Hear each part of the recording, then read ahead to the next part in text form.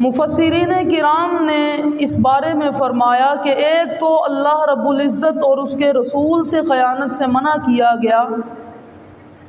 اور دوسرا اس بات سے بھی منع کیا گیا کہ اپنی اولاد کے بارے میں بھی خیانت نہ کرو۔ اپنی اولاد کی اچھے انداز کے ساتھ تربیت کرو، اس میں کسی قسم کی کوئی خیانت نہیں ہونی چاہیے۔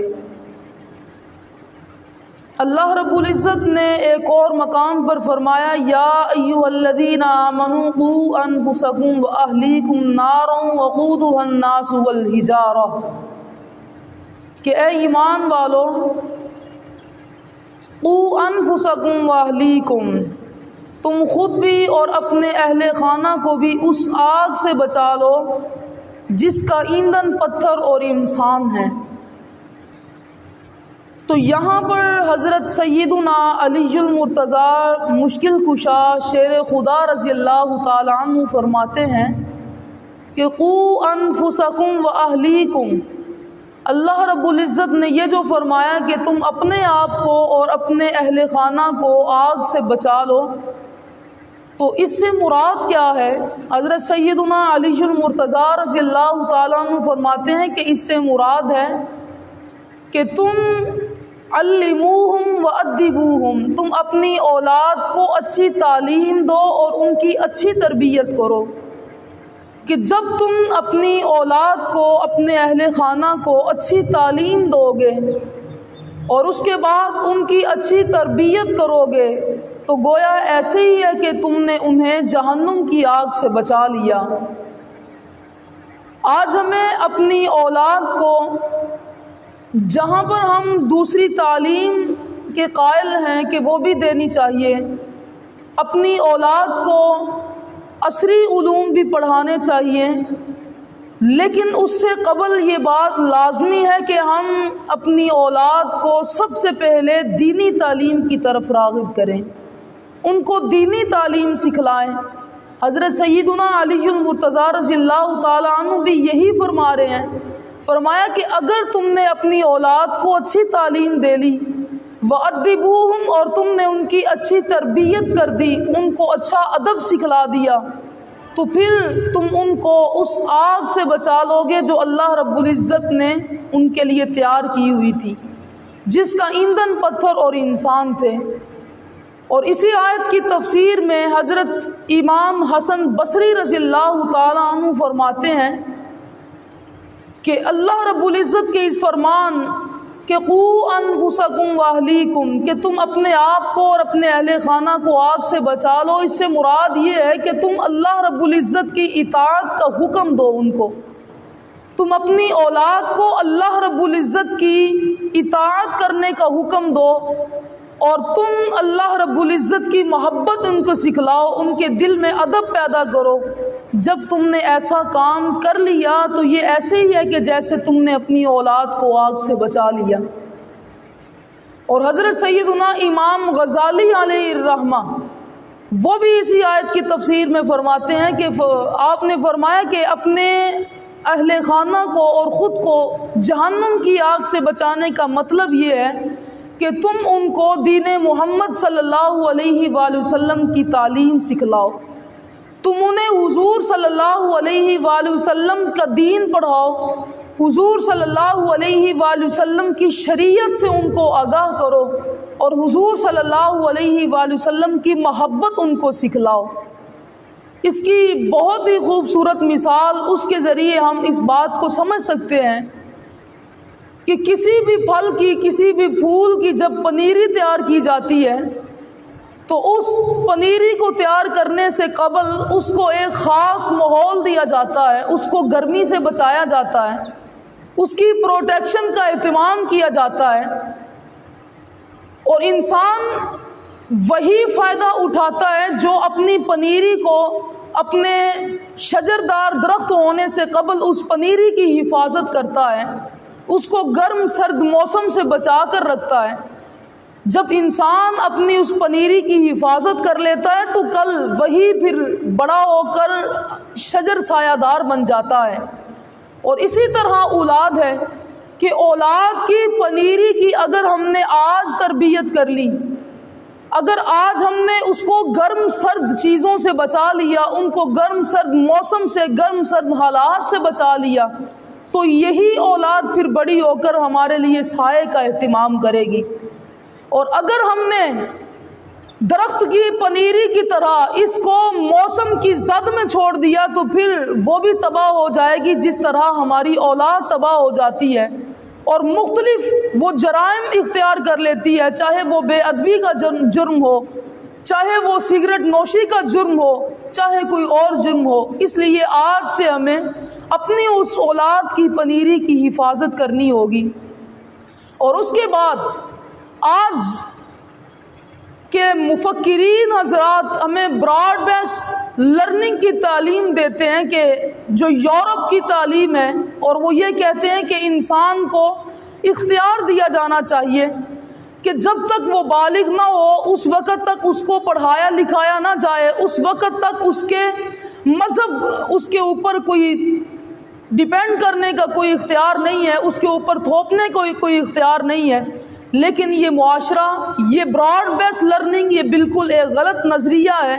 حضور صلی اللہ علیہ وآلہ وسلم نے فرمایا کہ تم اپنی اولاد کو بچپن سے ہی تعلیم دینا شروع کرو۔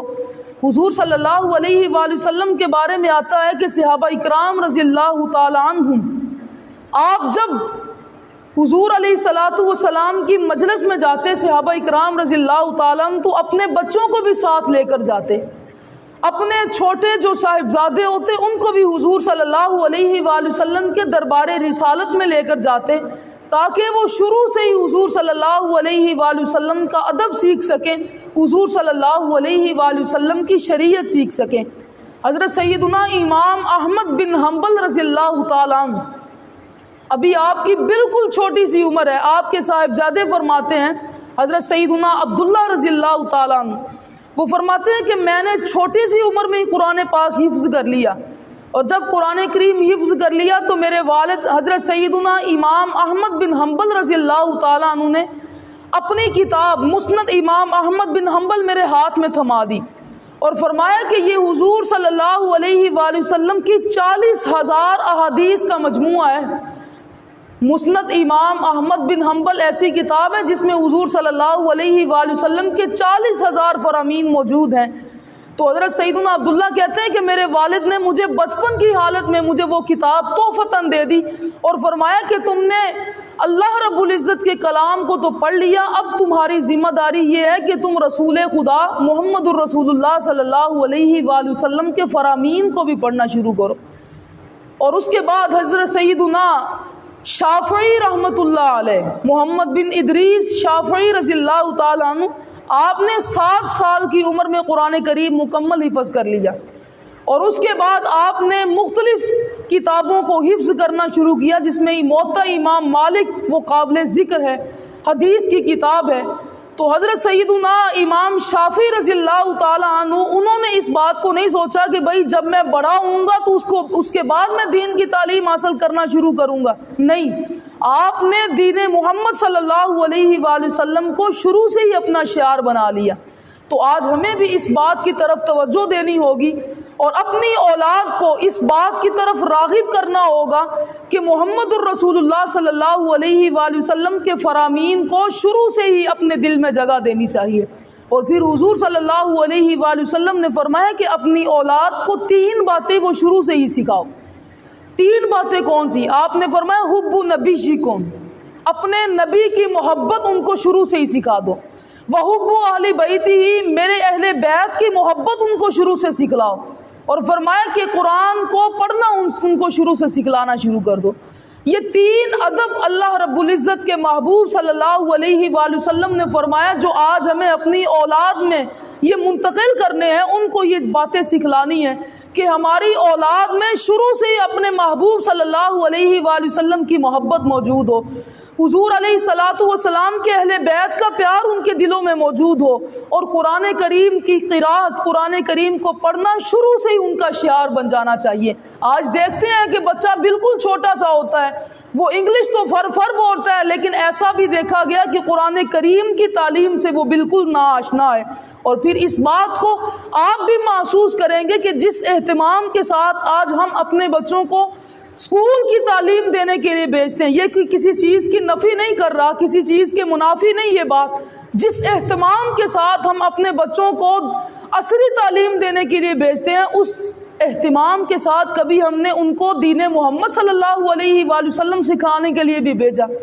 کہ جس اہتمام کے ساتھ وقت کا خیال رکھا جاتا ہے،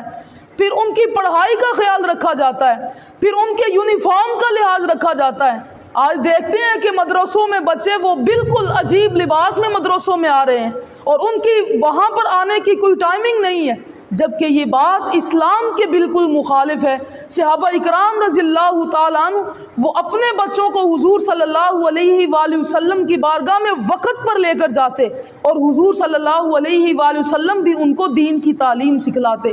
آج ہمیں بھی صحابہ اکرام رضی اللہ تعالیٰ عنہ ان کے نقش قدم پر چلنے کی ضرورت ہے. اور اس کے بعد جتنے بھی محدثین گزرے، جتنے بھی امام گزرے، انہوں نے اللہ رب العزت کے فرمان کو اپنے دل میں جگہ دی، اور محمد الرسول اللہ صلی اللہ علیہ وآلہ وسلم کے فرمان کو جمع دی، اپنے دل میں جگہ دی، تو پھر وہ وقت کے بہت بڑے امام اور محدث کہلائے. آج بھی جب ان کا نام آتا ہے تو پھر محبت والوں کا دل وہ جھک جاتا ہے، محبت والوں کی نگاہ وہ جھک جاتی ہے. اور حضور صلی اللہ علیہ وآلہ وسلم نے فرمایا ادب کے لحاظ سے اپنی اولاد کے بارے میں، حضور صلی اللہ علیہ وآلہ وسلم نے فرمایا کہ جس نے اپنی اولاد کے پیدا ہونے کے بعد اس کا اچھا نام رکھا، اس کا نام رکھنے میں بھی اس نے اسلام کو ملحوظ خاطر رکھا، کوئی ایسا نام نہیں رکھا جو یہود اور نصارہ سے مشابہت رکھتا ہو. فرمایا کہ جس نے اپنی اولاد کا اچھا نام رکھا. اور دوسرا ادب فرمایا کہ جس نے اپنی اولاد کو اچھی تربیت دی. تیسرا ادب سکھلایا کہ جس نے اپنی اولاد کا رشتہ اچھی جگہ پر کر دیا، فرمایا کہ اس نے اپنی اولاد کا حق ادا کر دیا.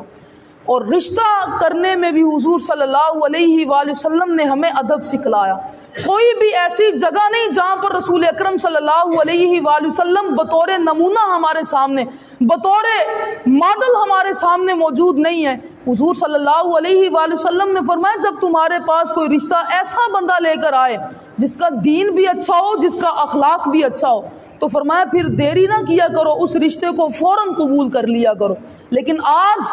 کچھ کم نظر لوگ، کچھ کم عقل کے مالک لوگ وہ اس طرح کرتے ہیں کہ دین اور اخلاق کو پسے پشت ڈال کر وہ پیسے کو اہمیت دیتے ہیں کہ یہ خاندان اگر پیسے والا ہے تاکہ ہمارے بچے کا مستقبل بہتر ہو سکے، ہمارے بچے کی بنیاد اچھی ہو سکے، ہم پیسے والے کو ترجیح دیتے ہیں. کیونکہ انہوں نے رشتہ کرنے میں دین کو اپنے پسے پشت ڈال دیا، انہوں نے اخلاق کو اپنے پسے پشت ڈال دیا. حالانکہ حکم تو یہ تھا کہ سب سے پہلے ان کا دین چیک کرو کہ وہ مسلمان ہے کہ نہیں ہے، ان کا کوئی غلط عقیدہ تو نہیں ہے. اس کے بعد فرمایا کہ ان کا اخلاق چیک کرو، ان کے اخلاق کو اپنے سامنے رکھو، ان کے اخلاق کی جانچ پڑتال کرو. جب تم یہ چیزیں دیکھ لو تو پھر اپنی اولاد کا رشتہ کرو. اور جنہوں نے ایسا کر لیا، حضور صلی اللہ علیہ وآلہ وسلم نے فرمایا کہ اس نے اپنی اولاد کا حق ادا کر دیا. تو یہ کچھ آداب ہیں جن کو آج ہمیں اپنے ذہن میں رکھنا ہوگا، اپنے ملحوظ خاطر رکھنا ہوگا. یہ تو پھر ہماری کوشش ہے کہ ہم اپنی اولاد کا اچھا نام رکھیں، یہ ہماری کوشش ہے کہ ہم ان کی اچھی تربیت کریں، یہ ہماری کوشش ہے کہ ہم ان کو اچھے رشتے میں منسلک کریں. لیکن حضور صلی اللہ علیہ وآلہ وسلم نے فرمایا کہ ایک ایسی چیز بھی ہے کہ وہ تم نے دعا کے ذریعے اپنی اولاد کے لیے طلب کرنی ہے. وہ کیا چیز؟ حضور علیہ الصلاۃ والسلام نے فرمایا کہ 3 اشخاص کی دعائیں کبھی رد نہیں ہوتی. 3 بندے جب دعا مانگتے ہیں اللہ رب العزت کے حریم ناز میں ان دعاؤں کو رد نہیں کیا جاتا. صحابہ اکرام رضی اللہ تعالیٰ عنہ نے عرض کی یا رسول اللہ صلی اللہ علیہ وآلہ وسلم وہ 3 اشخاص کون سے ہیں جن کی دعا کو رد نہیں کیا جاتا؟ آج دعائیں ہم بھی مانگتے ہیں لیکن کوئی دعا ایسی ہوتی ہے جس میں تاخیر کا باعث بن جاتی ہے. حضور علیہ الصلاۃ والسلام نے فرمایا کہ 3 دعائیں ایسی ہیں جو رد نہیں ہوتی. عرض کی یا رسول اللہ وہ کون سی دعائیں ہیں؟ سب سے پہلے نمبر پر حضور نے فرمایا مسافر کی دعا کبھی رد نہیں ہوتی. جو بندہ سفر کی حالت میں ہو، سفر کیسا کہ وہ اللہ رب العزت کے دین کے لیے نکلا ہوا ہو، وہ اللہ رب العزت کے علم کو بلند کرنے کے لیے نکلا ہو، وہ اللہ رب العزت کے راستے میں ہو، اللہ رب العزت سے جب بھی دعا مانگتا ہے اللہ اس کی دعا کو کبھی رد نہیں کرتا. صحابہ اکرام نے عرض کی یا رسول اللہ دوسری کون سی دعا ہے، وہ دوسرا کون سا شخص ہے جس کی دعا کو رد نہیں کیا جاتا؟ حضور علیہ الصلوۃ والسلام نے فرمایا کہ مریض کی دعا کو کبھی رد نہیں کیا جاتا۔ جو بندہ مریض ہوتا ہے، مرض کی وجہ سے اللہ رب العزت اس کے گناہوں کو جھاڑ دیتا ہے، اس کے گناہوں کو ختم کر دیتا ہے۔ جب کسی کے گناہ ختم ہوتے ہیں تو اللہ رب العزت کا قرب پا لیتا ہے اور قریب بندے کی دعا کبھی رد نہیں ہوتی۔ اور تیسرے نمبر پر سوال کیا گیا یا رسول اللہ صلی اللہ علیہ وآلہ وسلم وہ تیسری ذات کون سی ہے، تیسرا شخص کون سا ہے جس کی دعا کو کبھی رد نہیں کیا جاتا؟ میرے اور آپ کے لجپال کریم آقا سرور کائنات محمد الرسول اللہ صلی اللہ علیہ وآلہ وسلم نے فرمایا کہ جو والدین اپنی اولاد کے حق میں دعا کرتے ہیں اللہ ان والدین کی دعا کو بھی کبھی رد نہیں کرتا۔ آج ہمیں اپنی اولاد کے لیے اللہ رب العزت سے وہ تمام کاوشیں، وہ تمام کوششیں الگ جگہ پر، ہم نے ان کے لیے جو تربیت کا اہتمام کرنا وہ ایک سائیڈ پر، لیکن حضور علیہ الصلوۃ والسلام نے فرمایا کہ یہ سارے کام کرنے کے بعد ان کے لیے اچھی تربیت، اچھی تعلیم، ان کے اچھے رشتے کا اہتمام کرنے کے بعد، ان کی جوانی کا خیال رکھنے کے بعد، سب کچھ کرنے کے بعد جو تم نے کرنا ہے وہ اپنی اولاد کے لیے بھلائی کی دعا کرنی ہے۔ جو باپ، جو والدہ اپنی اولاد کے لیے اچھائی کی دعا کرتی ہے، میرے اور آپ کے لجپال کریم آقا صلی اللہ علیہ وآلہ وسلم نے فرمایا اللہ اس کی دعا کو بھی کبھی رد نہیں کرتا۔ یہ لفظ یہ کسی عام زبان سے نہیں نکلے، یہ زبان محمد صلی اللہ علیہ وآلہ وسلم سے نکلے ہیں، اور یہ ایسا ہو ہی نہیں سکتا کہ میرے لجپال کریم آقا محمد الرسول اللہ صلی اللہ علیہ وسلم فرمائیں اور آپ کی دعا کو رد کر دیا جائے، آپ کی زبان کو رد کر دیا جائے۔ کیوں؟ کیونکہ یہ تو وہ زبان ہے نا جس کے بارے میں اللہ رب العزت قرآن میں فرماتا ہے ان هو الا وحی یوحا، کہ یہ میرا ایسا رسول ہے جو اپنی مرضی سے تو کچھ کلام ہی نہیں کرتے، جب بھی بولتے ہیں میری منشا کے مطابق بولتے ہیں۔ تو یہ حضور صلی اللہ علیہ وآلہ وسلم کا فرمان ہے۔ آج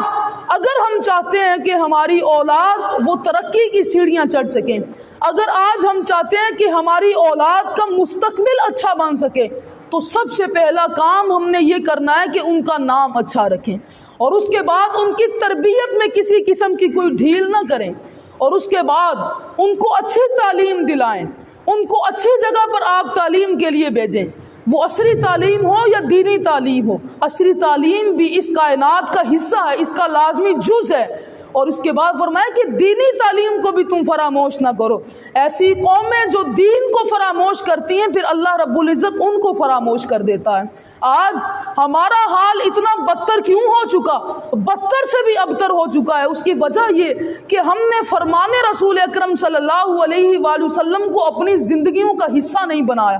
ہم فرمان رسول کو صرف پڑھنے کی حد تک دیکھتے ہیں، ہم حدیث کا مطالعہ کرتے ہیں صرف اس وجہ سے کہ فلاں شخص کو للکار سکیں اس کے ذریعے، ہم احادیث رسول کا مطالعہ کرتے ہیں فقط اس وجہ سے کہ ہم اس کی وجہ سے غیر لوگوں کو نیچا دکھا سکیں۔ نہ، فرمان رسول اس وجہ سے نہیں تھے۔ فرمان رسول اکرم صلی اللہ علیہ وآلہ وسلم وہ تو عمل کی جاہ تھی، وہ تو عمل کرنے والی چیز تھی۔ آج ہم نے حضور صلی اللہ علیہ وآلہ وسلم کے فرامین کو اپنے پس پشت ڈالا، اس وجہ سے آج ہماری حالت بدتر سے بھی ابتر ہو چکی ہے۔ آج اگر ہم ترقی کی منازل طے کرنا چاہتے ہیں تو پھر قرآن سے بھی اپنا رشتہ مضبوط کرنا ہوگا، اور اپنی اولاد کے دلوں میں بھی قرآن کی محبت ڈالنی ہوگی، اور رسول اکرم صلی اللہ علیہ وآلہ وسلم کی سیرت ان کے دلوں میں جاگزیں کرنی ہوگی۔ اللہ رب العزت سے دعا ہے کہ وہ ہمیں حضور صلی اللہ علیہ وآلہ وسلم کے نقش قدم پر چلنے کی توفیق عطا فرمائے۔ وما علینا الا البلاغ۔